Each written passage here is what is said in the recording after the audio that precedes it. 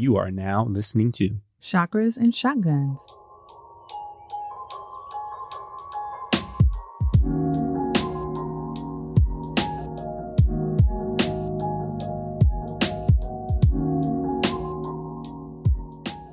Welcome to Chakras and Shotguns, the podcast that guides you on a journey of spiritual development and personal preparedness. I'm Jen, a former lawyer, a newly certified yoga teacher, and human design lover. And I'm Mick, a marketer, shamanic healer, and prepper. As weather patterns change all over the country, we're seeing more and more weather-related emergency situations unfolding. One weather event that we haven't experienced in the US recently is the tsunami. Now, recently, I've been seeing ads from the city of Los Angeles asking residents to sign up for the tsunami alert messaging system. And that got me thinking. So today, we'll get into what causes tsunamis, the places in the US and around the world that are most susceptible, and what you can do to be prepared. Before we get into that, we do want to remind you all to sign up for our mailing list. We are giving away a free copy of Rashida Thomas's book, Faith and Finances, to one lucky person that signs up for our mailing list between now and June 28th. Rashida was on episode 71, and it was an amazing episode about healing money wounds. Use the link in the show description to sign up. All right. Before we get into the episode, we'll start as we always do with a little breath work to get us into a mindful place. So the main topic is tsunamis. And that made me think of the devastation of water and being swept away. And I really wanted us to be as grounded as possible. And so we're going to do a little exercise to really ground you and hopefully get you a little bit more present, because I find this one to be really helpful when my mind's kind of all over the place and I'm thinking about this and that and what I got to do next and what I should have done, what I haven't done, and it really helps me feel a little bit more centered. So find a comfortable seat. You can always lie down, or even if you're in the middle of doing something and you're just listening to us while you clean the kitchen, just find a moment of stillness. You can put your hands somewhere on your body, preferably palms down, and really just connect with your energy. Feel the weight of your palms.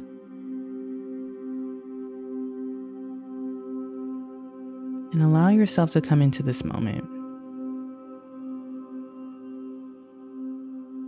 Inhale in through your nose, feeling your belly, your rib cage, your chest, holding at the top.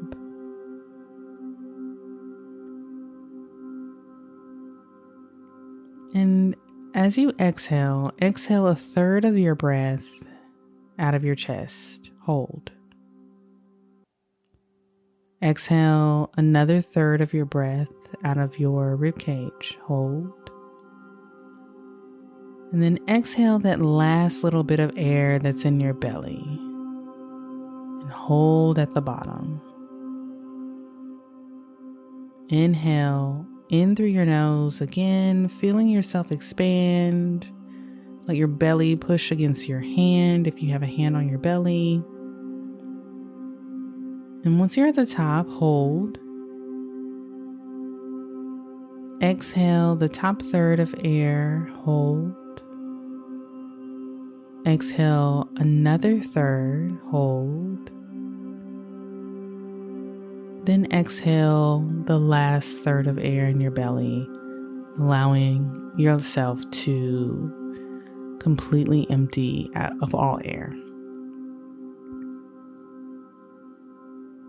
Let's do that one more time. Inhale, feeling yourself expand. Hold at the top. Exhale 1/3, hold. Exhale another third, hold. And then fully let that breath go, feeling yourself sink a little deeper into your seat or wherever you're lying down, or really just, even if you're standing, feeling yourself really come into your body. You can continue doing that breath or just let yourself breathe naturally. Just allow yourself to ground in this moment. Feeling wherever you might be meeting the earth or your seat. Not thinking about the past, not worrying about the future. Just focus on my voice and find stillness.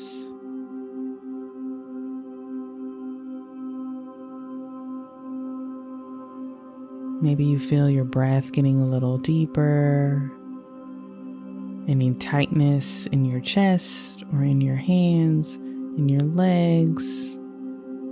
Letting all of that melt away.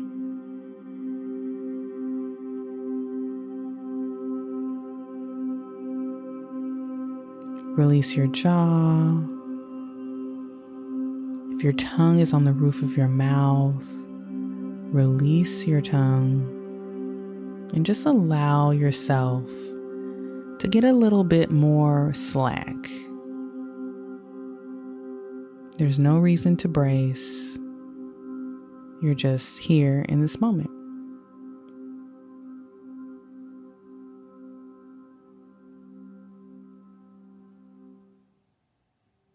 When you're ready to proceed with the rest of the episode, maybe find a soft gaze as you come back into the room. Slowly allow yourself to feel back into your body.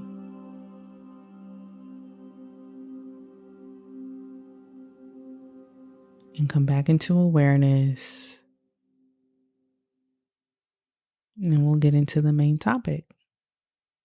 Thanks for that, Jen. You know, I've been practicing. I can see it.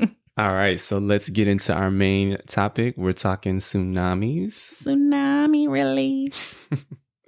So yeah, we named this episode for one of our favorite comedians, Lavelle Crawford. You might know him from Breaking Bad. He had a joke back in the day about a lady outside of a store collecting money for tsunami relief. So that's what we're talking about. On a serious note, we want to talk about tsunamis, how they're formed, how we can better prepare for them. So let's start with how they're formed.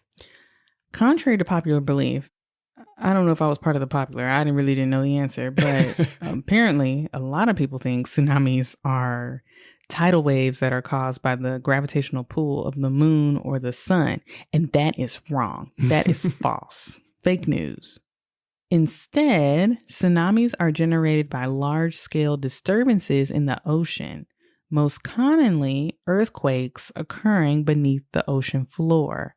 So they shaking the table under the sea. Yeah, so basically earthquake happens, and if it's strong enough, it can trigger this sudden movement of the seafloor, right? Like vertical movement happens, and that displacement of the ocean floor basically creates a big wave that can move really far from the center of that earthquake. And these waves can travel all the way across an ocean, sometimes going thousands of miles until they eventually reach coastal areas. The force of the waves, they can reach up to 500 miles per hour. So we're talking fast moving water. And if they approach some of these like shallow coastal areas, their speed decreases, but their height can kind of increase dramatically. And that leads to massive floods that we've seen in the past. For our folks in the UK, because we got some listeners in the UK, that's 805 kilometers an hour. See, that's why Ariel was talking about she wanted to be part of that world. It's very ghetto under there. It's too much going on. She was trying to be like in Montana, somewhere landlocked. It was like part of that world. Anyway, so you're probably thinking that in the US, we haven't had to worry about tsunamis, but Mick mentioned we have changing weather patterns all over the United States. Mm-hmm. It's been hoodie season in LA for like literally 8 months. Yeah, we were like so grateful for like a little sunlight today. I was like, oh, the sun came out. We can go to the beach. Anyways, let's run down a few areas that are susceptible for tsunamis. And some of these places may not have had one in our recent memory, but if you live on a coast or if you do a lot of traveling, you like to be, by the beach, it's probably a good idea to know if you're going to be somewhere that's at risk. All right, so first up, we have what's called the Pacific Ring of Fire. That doesn't sound foreboding. So the Pacific Ocean is home to what is known as the Ring of Fire. This region encircles the Pacific Plate. So it's one of the like tectonic plates of the Earth's crust. If you know anything about earthquakes, that's what it's talking about. And it has a lot of activity on these fault lines. And so there's frequent earthquakes and volcanic eruptions, which is where the name Ring of Fire comes from.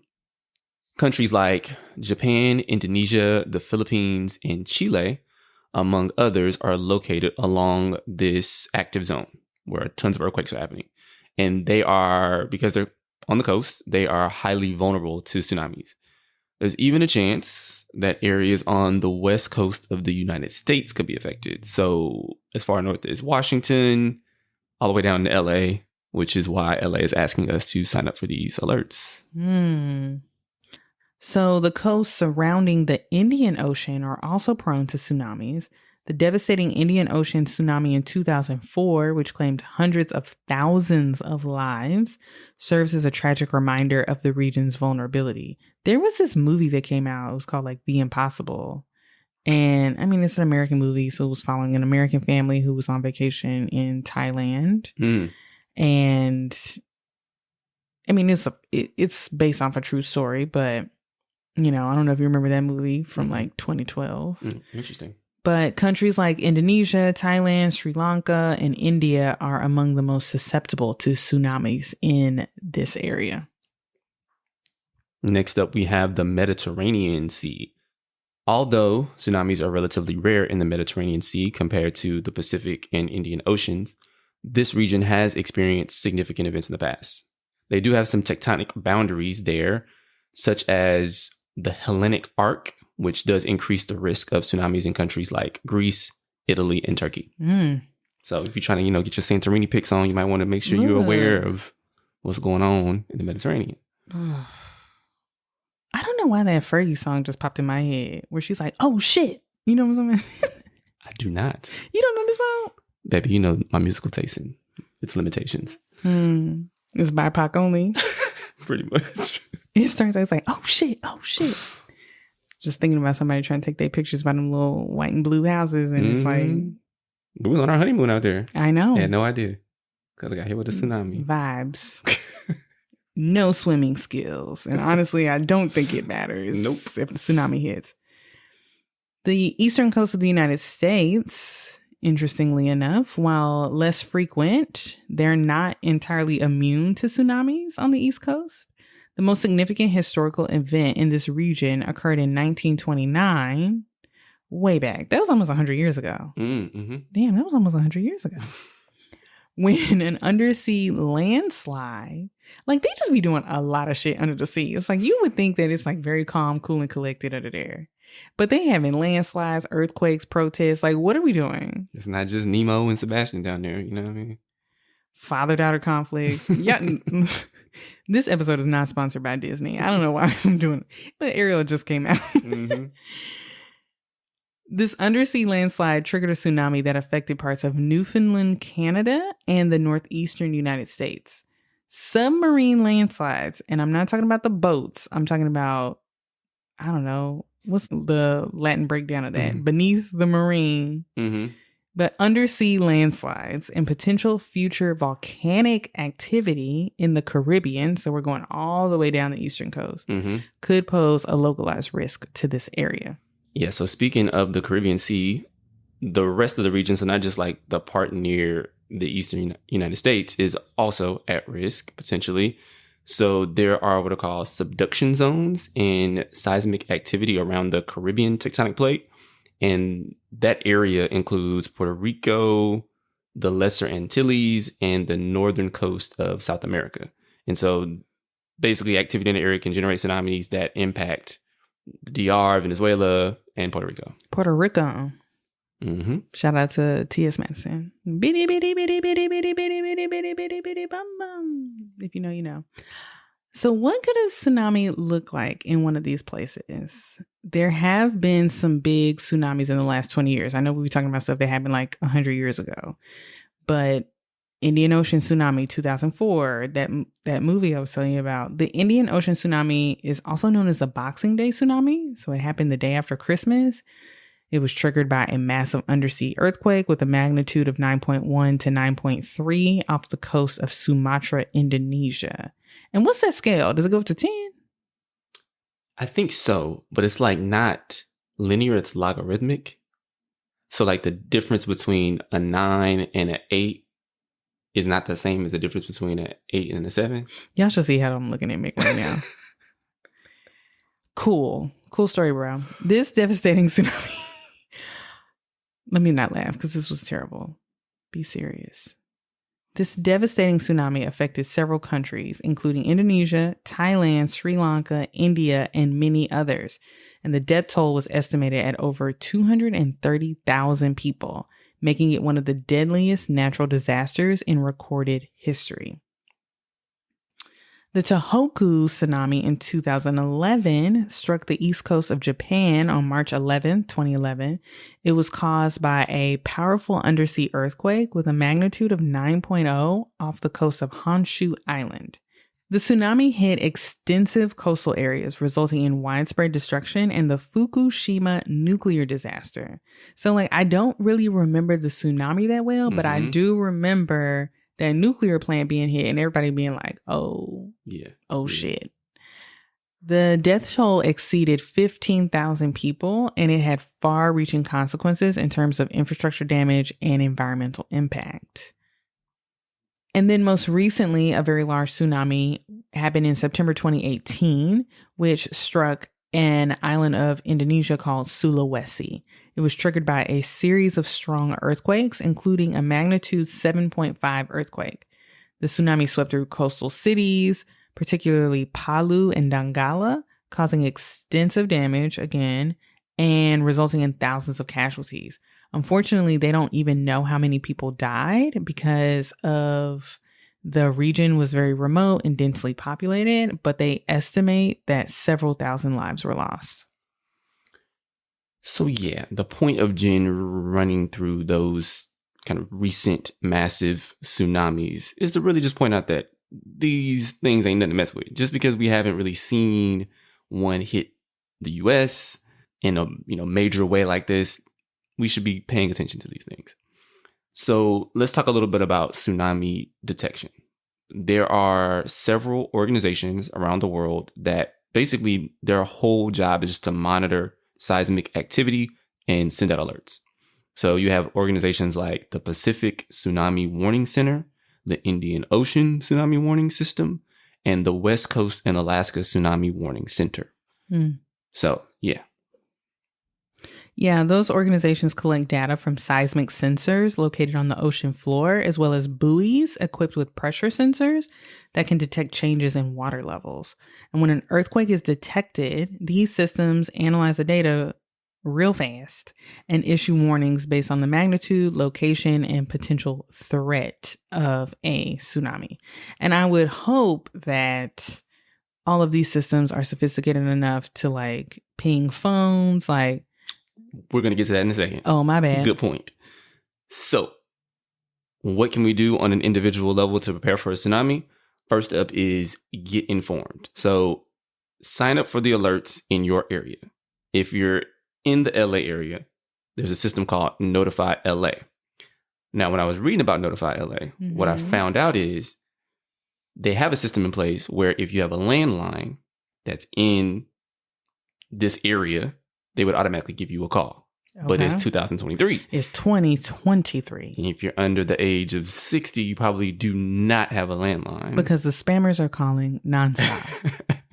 And so what they're doing is they're trying to invite people to sign up for this text system. Like they have to know, like, I mean, I have a Houston area code number, right? They wouldn't know per se that like I happen to be living here. Also, people visit. Like, Exactly.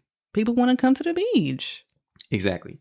So this system, basically, if you opt into it, they will send you alerts when the West Coast and Alaska Tsunami Warning Center gets a ping that a big earthquake has happened. So basically, you have to pray that you're on the beach, because this is an earthquake event. So it's not going to be like, oh, it's a really bad storm. Yeah. I wouldn't be at the beach.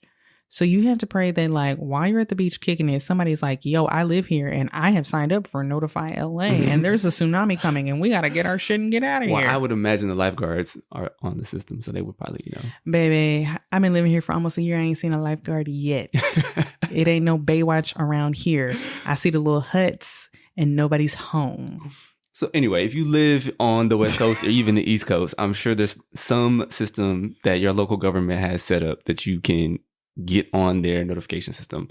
For folks in LA, there's also a Twitter handle that you can follow and you can like set up alerts on there. So it's at Notify LA. And that's like just the emergency alert. So like they're not going to be tweeting random stuff about like what's going on in the ocean on that. It's just like if there's something that you need to know, that's when the tweets go out. So, click the little alert me when tweets come from this account and you'll get those updates. Second thing you want to do to prepare for a tsunami, you got to have a plan. So the number one thing you got to do is get away from the coast. Now, I was trying to do some research on like how many miles in the water could come. Yeah. But it's all like depends on like how far away from the coast the earthquake occurred and how strong it was. And, if there's any other things that are potentially disrupting the path of the water, right? So they can't really tell you. Okay, cool. So yeah, I would just say if you're in a coastal city, like just plan to move away from the coast. Yeah. If you get any type of alert. So know where you're going. Okay. The last thing you want to do, make sure you have some supplies. So we had a whole episode on bug out bags, food, water, flashlights, medical stuff. Have it ready to go. All your emergency documents so you can quickly get away from the area. This is not one of them situations where you can bug in. You can't. No. So, like at 500 miles per hour, the water is rushing. It's running through your house like the Tomb Raider. I know, like growing up, like hurricanes, there were a lot of people who, no matter what category the hurricane was, they're like, "Oh, we're gonna stay. We're gonna ride it out." This is not a ride it out situation. The tsunami is not a ride it out situation. You can ride it out back into that ocean. So the point is, get informed, have a plan, make sure you have supplies. That's what you need to do. I think that, and if you're still here, thank you. Because tsunamis, like if we were still living in Texas, I was like, dang, that sounds like a problem that somebody else should worry about. But I love a beach vacay. And I love to be by the sea. And just even, it's a good idea to have a few first aid supplies in your bag. It's a good idea to always have some food, regardless. Bar or something, regardless. Because I have been in Ghana hungry, trying to eat, trying to save and ration out my last little bag of chips because there's nowhere else to eat. So it's a good idea to have a little food, a little water with you, a little snack, a little peanut butter cracker, a little orange, a little clementine. Have something on you just in case.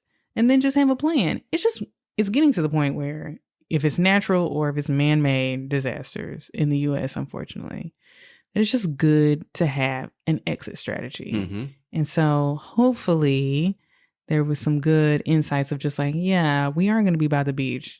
Is there something we could sign up for? Or I am going to LA this summer, Yeah, no, because it could happen anytime. Like the one we talked about, Boxing Day, right? They like people were probably on holiday, hanging out at the beach. That's exactly what they were doing. You know what I mean? And so they're not gonna wait for you to get back from your vacation. The tsunami not gonna wait. Oh, Mick and Jen are here on vacation. We couldn't possibly go to the shore today. So yeah. All right, guys. So we're gonna wrap it up. Hopefully that gives you guys just some insight around tsunamis. It was definitely something that I had not even thought about to be prepared for. So it was helpful for me to even research some of this stuff. And hopefully the knowledge is helpful for you guys to sign up for the alerts in your local area. Yeah. Before we go, we do want to remind you again to sign up for our mailing list using the link in the show notes. We got a giveaway coming up, so you don't want to miss out on that. And finally, guys, if you're loving the show, please subscribe and give us 5 stars wherever you listen. Namaste.